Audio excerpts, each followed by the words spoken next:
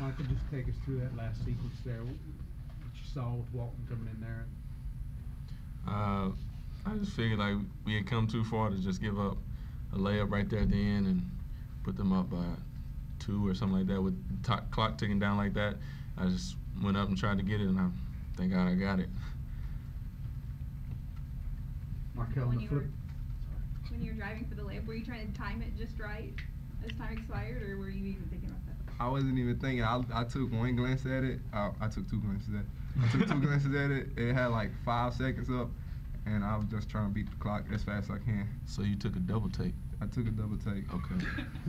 Take us through this game. I mean, it seemed like the basket had a lid on it for a while. Just nothing going in. I mean, how did y'all weather it? What was y'all's mindset coming in? Two great defensive teams out there.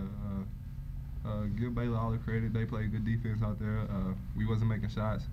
It was one of those nights where we just had to gut it out, go out there and bang and work hard for that win. They played good defense on us, and we was able to pull it out in the end. Mike, I know the last couple of games have been all about the guards, but I think you and Kamari were pretty sore in the morning after the work y'all did on Isaiah. Talk about, I mean, the battle y'all had with him down low, even away from the ball. It was kind of impressive to watch. You know, it's just something that we've been putting emphasis on. Down there, they kind of did a job on us, but in practice, it's something we put emphasis on. You know, don't let that be a repeat of what happened down there, and come down here and get the job done, because it's been on us. Marcus, you guys have a 14-point lead, and they make that rally. How daunting was that physically and mentally when they make that comeback late to force the overtime? For that stretch that they were going, you know, I wouldn't say that we were terrified, but we were a little, you know, cautious about it. You know, we were thinking like we got to get ourselves together. You know, we just had, like you said, a 14-point lead, and they go on this run, and I mean, they started getting hot from everywhere. And, you know, it kind of put us in a sense of our confidence just went down, but we knew we couldn't just let it get just you know, be negative about it. We had to stay positive and keep going, you know, and just keep going out there and do what we do, and let's play defense. Marcus, how would you characterize your game? You fill up the stat sheet before 21 on the field. I mean, you play well. I mean, I played decent. It's not one of my best games, but I played a good game enough to do what I had to do to help my team win. I mean, I'm looking at it right now. You know, I had 7 assists and 4 steals and 0 turnovers. And, you know, that's what you want out of your point guard. You know, I was distributing the ball. You know, my shot and everything else wasn't falling for me, but my teammates, you know, they were on tonight. You know, and they came through in the clutch, and that's all I'm really worried about. You know, I'm not really worried about my game right now. Obviously, I'm not playing as well. I didn't play as well this game, but we came out with the win, and you're just gonna have nights like that. Mike, Forte missed a few shots, and I saw you go over to him and say a few words to him. What did you say to him during that time? I just told him, you know, just keep shooting. You know, shots gonna fall for you. You know, you just can't get down on yourself, because once you start getting down on yourself, you start losing your confidence in your shot. And he's in the gym way too much to just get down on himself. So I just told him, you know, just keep shooting it. It's gonna fall.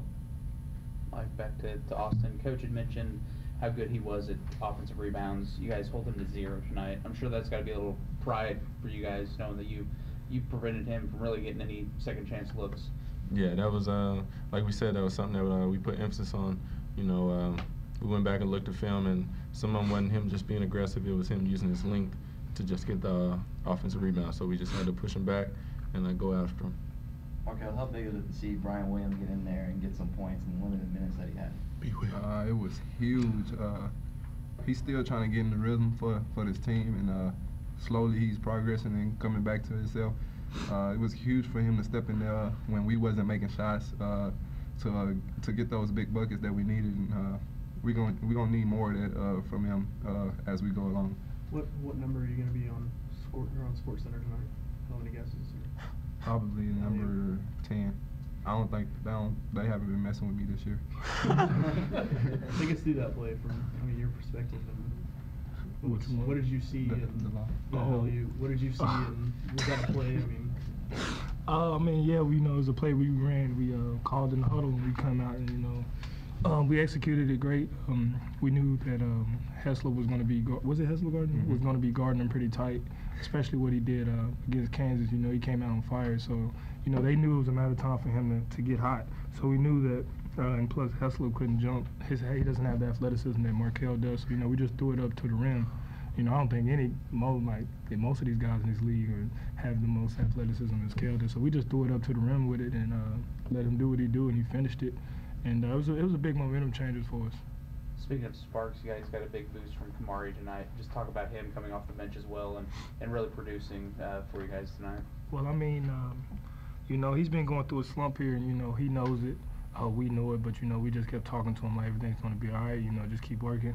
And actually, last night he was in the gym at midnight, here getting up shots and just working. It paid off for him. And he, like I said, it comes back to being positive. He never was negative about it.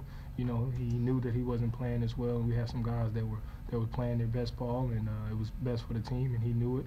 And when he got in, he did what he was supposed to do, and he gave us great minutes. Blocked out, got some big boards, and scored some points in some crucial times, and that's what we need. And he came through, and his confidence is back up where we need it to be. Markel, just how do you feel about your game overall tonight? Not your best shooting performance, but that big hoop and then a game-winning shot. It was decent. I take the win any day, but I can't be shooting like this every night.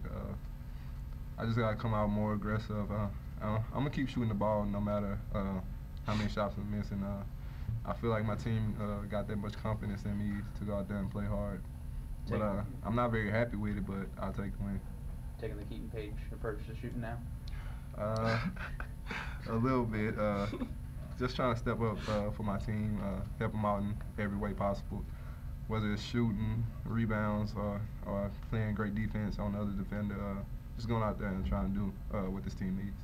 Marcus, this is 3 straight tight games where you guys made plays late to win. You think this team's starting to develop a toughness, late game toughness? Oh, definitely. We've been through a lot of adversity this year, and that's all coming into play right now. It's late in the season. This is where teams start to rise, the teams start to fail. This is where they start to come out and play their best ball. And we made, like you said, some great plays in some tough moments, and it's been close games. And the team that wants some more comes out and win. That adversity that we experienced early in the season helped us out a lot this late in the season. We definitely came out and gained some toughness these last couple of games. Seeing that we lost some close games early in the season, whether it was to Virginia Tech or Kansas State or Gonzaga, and we went back, looked at those films, and it all was decided at the last 2 minutes. So we just came out and we did some 2-minute drills, and we've had to toughen up on the defensive end, not give up offensive rebounds and extra shots. Mike, this gives you guys your 16th win of the season. That's one more than last year's total. When you kind of reflect on how far this team's come since such a tough season last year to now, what kind of comes to mind? Last year, just a lot of adversity, and this year we went through a few little stages of adversity on the road, just losses and stuff like that, and then we lose be will. But I think it's just the toughness of the team, sticking together and just wanting to do it for everybody else. Everybody coming together on the court and playing as a unit on the same page and have the same mindset to go out here and just get the win and give it all up for 40 minutes. Talk about that kind of third rep lineup y'all have when you pull Phillip out and then put in Kamari and get out and start running a lot. I mean, how's your mindset change with that? Is that y'all's approach, I guess? Is that y'all's transition lineup? We, whether Phil, Jarek's in or not, we're looking to push the ball because that's when we're at our best, is when we get out of transition.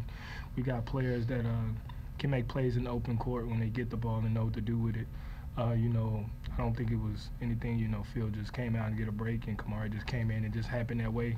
But it definitely helped. It went to our advantage, and but like I said, that's what we always want to do, is push the ball up the court and show the other team that we're not backing off. We're going to bring it every day and bring it every time that you're at the court, whether you scored or missed shot, and that's kind of what we do, and that's what we did tonight. Marcus, Pierre was kind of pulling up that will at the end there. What's it like guarding a player like that who can just pull up whenever he wants? I'm 6'4", he's like 5. No, I take that. He's like 4'2" compared to me. The guy's little, but he's quick.